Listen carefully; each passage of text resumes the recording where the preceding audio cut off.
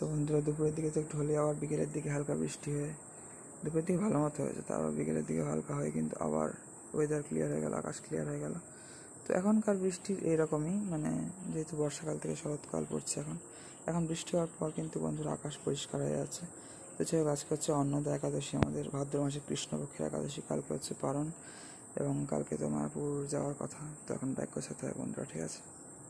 তো বন্ধুরা আমি একটু আগে আপনাদের গোধূলি বেলার দর্শন করালাম, কেমন লাগলো অবশ্যই কমেন্ট করে জানাবেন, ঠিক আছে?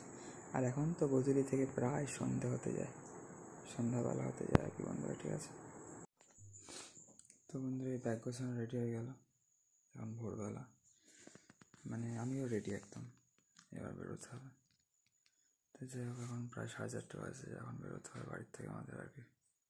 হরে কৃষ্ণ, রাধা মিত্র, হরি বল, হ্যাঁ, আর মহাদেব নমঃ শিবায়। তো এই যে ব্যাগ রেডি, আর এই যে আমিও রেডি, আর এই যে এখন অন্ধকার, বাইরে ভোরবেলা বেরোতে হবে বন্ধুরা, এখন ঠিক আছে?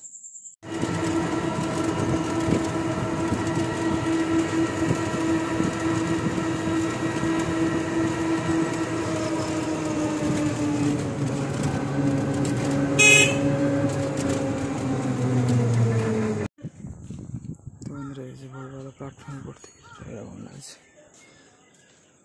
এখন। এই যে আর এই চাঁদপুর স্টেশনে আসার রাস্তাটা না, মানে সেই রেলের সেই সিমেন্টের পাত্রি বসে বসে প্রায় সবটাই হয়ে গেছে ওই রাস্তার দিক থেকে এই পর্যন্ত। সে গাড়ি নিয়ে এলো ধরতে গেলে প্রায় স্টেশনের মুখের কাছে, তো বিচ্ছিরি অবস্থা, মানে শরীর একদম যেন ঝাঁকিয়ে গেল। এবারে আজকে গাড়ি লেট, এখন 12:10 নাগাদ অ্যানাউন্স হচ্ছে, আলো বেরিয়ে গেছে সকালের। আজকে সত্যি লেট, তারপর আমাদের অনেকক্ষণ পরে দেয়। এই যে আজকে ট্রেন লেট, এখন 5:06, এখানে 5:11 ট্রেন, আর ওইখানে সেই এক্সপ্রেস দাঁড়িয়ে রয়েছে। এখন দেখলাম আমাদের ট্রেনটা বসিরহাট ঢুকছে, তার মানে এটা বসিরহাটে ক্রসিং হবে হয়তো। আর একদম আলো বেরিয়ে গেছে ধরতে গেলে। আর এই যে এবার ছাড়বে, এটা নামাজ যাচ্ছে এটা। তো বন্ধুরা 12:10 অনেকক্ষণ দাঁড়িয়েছিল, এখন বাজে 5:13। এখন হয়তো চাঁদপুরে ক্রসিং করবে, কারণ চাঁদপুরে থেকে ডবল লাইন কলকাতা বারাসাত শিয়ালদা লাইনটা, আর এদিকে Bhabla single line, Basirhat double line, বসিরহাটে ক্রসিং করবে, তারপরে আবার সিঙ্গেল লাইন, মানে সব আর কি। তো বন্ধুরা ওখান থেকে চাঁদপুরকে লেটে ছাড়লেও এখানে কিন্তু মোটামুটি টাইমে পৌঁছে গেছে দমদম জংশনটা।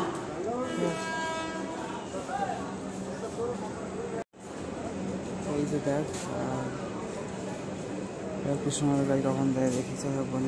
কৃষ্ণ রাধা হরি বল।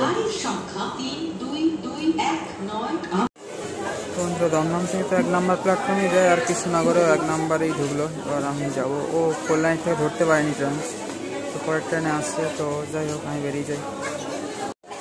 আর এখন বাজে কটা, 9:37 বাজে। তো এইরকম অবস্থা কিছুটা কৃষ্ণনগর স্টেশনের 1 নম্বর প্ল্যাটফর্মে আর কি, ভিড় আছে ভালোই। চাঁদপুর থেকে ওই ট্রেন, কলকাতা ট্রেনটা তুলনামূলক ভিড় হয়েছিল, এটা একটু ফাঁকা ছিল প্রথমে, তারপরে সেম মোটামুটি হালকা ভিড় থাকে এটা আর কি।